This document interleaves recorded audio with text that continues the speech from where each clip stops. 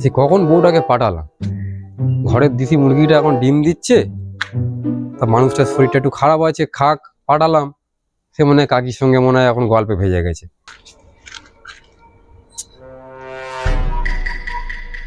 কত এই চাটা, তোর সঙ্গে দরকার আছে। তুমি এখানে? হ্যাঁ, আর আয় শোন না, তুই মুরগি পুষেছিস? হ্যাঁ হ্যাঁ হ্যাঁ, তোর মুরগি রোজ আমার বাড়ির উঠোনে হেগে আসছে। তুই একটা ব্যবস্থা কর আটকানোর, না হলে নেক্সট দিন দেখবো মুরগির কুটি এরকম পাকিয়ে মেরে দেবো। দাঁড়া। হ্যালো, বলছি বিশ্বকার বাড়ি কি ডিম দেওয়া হয়ে গেছে? না না না না না না, দেওয়ার দরকার নেই, নিয়ে চলে আসো, নিয়ে চলে আসো, ওই লোকে খাইয়ে লাভ নেই। এই বাবু, আমার বাড়ি ডিম পাঠিয়েছিস? পাঠিয়েছিলাম তো, তুমি যে কথা বললে। এই ওইটা তো ইয়ার্কি মারিছি, ডিমটা দিয়ে আসতে পার।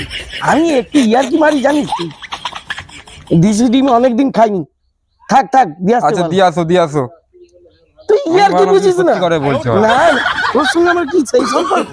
তোর মুরগি আমার ঘরে ঢুকলে আমি কিছু বলবো না। তাহলে যাও, গিয়ে বৌমাকে পাঠিয়ে দাও একটু আমার। হ্যাঁ হ্যাঁ, ঠিক আছে।